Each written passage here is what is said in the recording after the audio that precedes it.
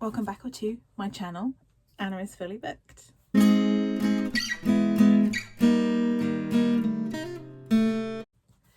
So this is my TBR for the Trans Rights Readathon, which starts on the 21st of March until the 31st of March, but it is technically being extended until the end of the year because there are, I think, about 30 prompts on here. There's 5 prompts and then 25 bonus prompts.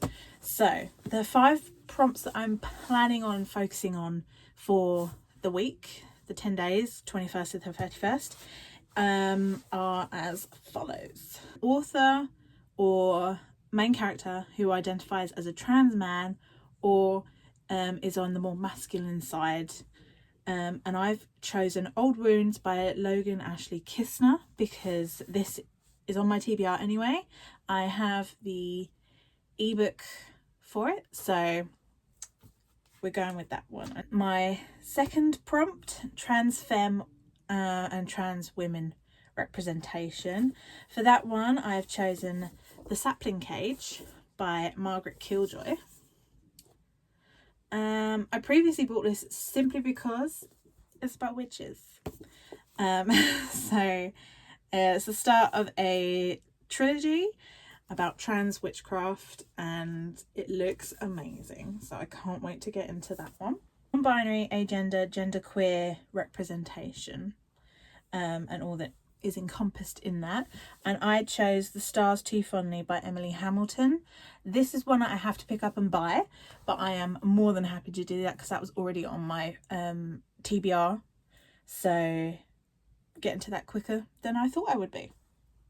Prompt is intersectional trans representation outside of your own experience, and for this one I chose The Death of Vivek OG by Akwaeke Emezi.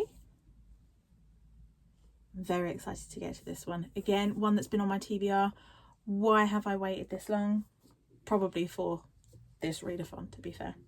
And then for the 5th prompt, it's Two-Spirit, Indigiqueer and Indigenous Gender Expansive Representation. And for that one, I've chose Witches by Brenda Lozano. I previously bought this book simply because witches. But then I realised it was queer and it went in my basket even quicker. So I'm excited to get to this. Very, very, very excited. We'll go through the other prompts and what I've put down for it. I think I own 6 or 7 of them.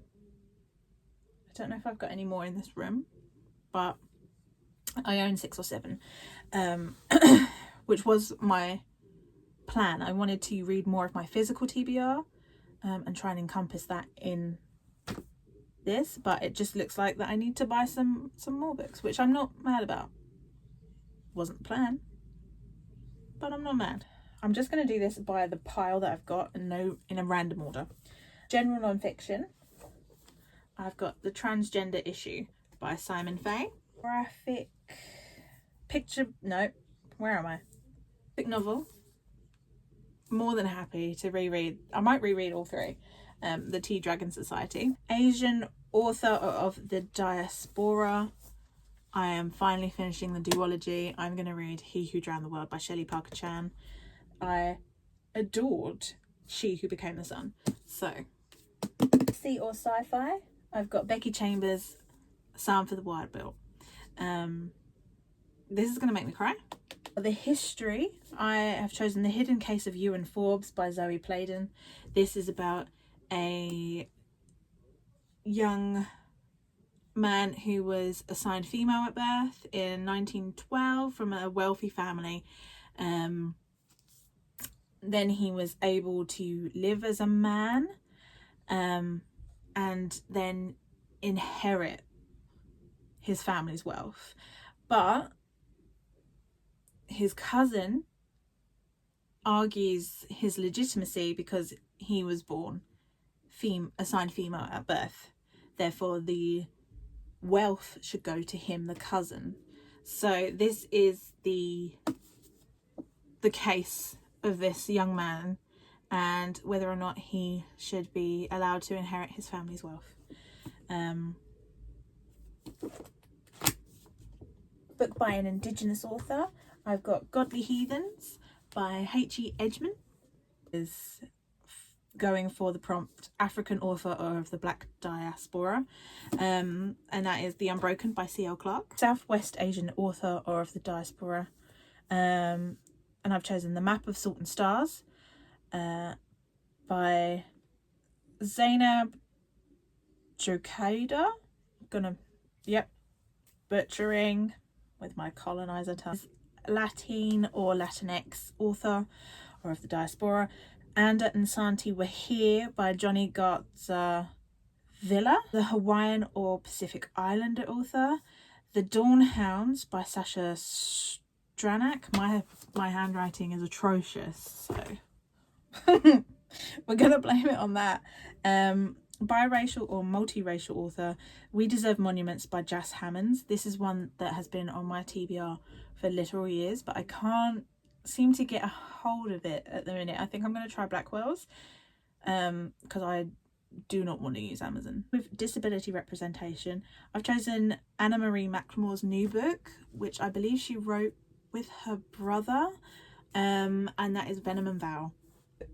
By an author from a country other than your own, A Strange and Stubborn Endurance by Foz Meadows. For the Trans Joy section, I have chosen The Prospects by K.T. Hoffman. I think this is a baseball romance. For the indie or self-published category, I'm going to read The Sapling Cage again. So that's going to cover 2 prompts. For trans romance, I'm going to read the sequel to Infinity Alchemist by Case and Calendar, and that's called The Chaos King. For the neon pronoun representation, I'm going to read The Stardust Grail by Yumi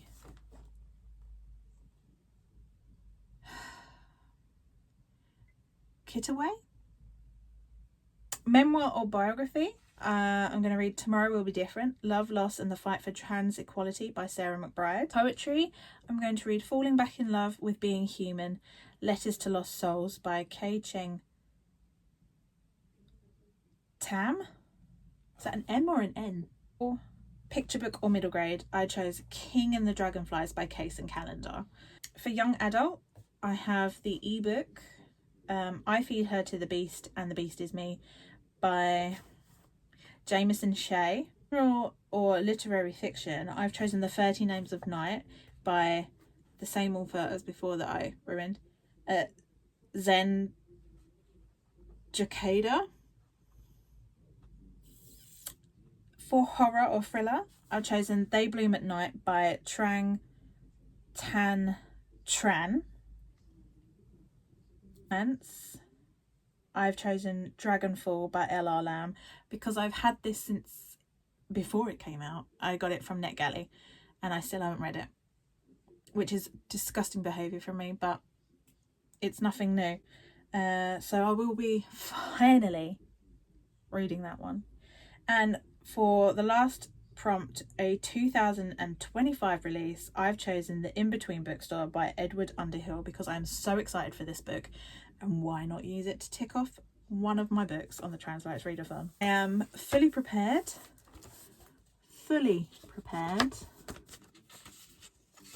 Boing. So yeah, let's go. I mean, I will be, today is the 17th because tomorrow Sunrise on the Reaping comes out, so I will be using the 19th and the 20th, which are my days off, to read that one, and then we're going hard. We're doing this. I will be doing a reading vlog. Yeah, I'm excited. See you next time.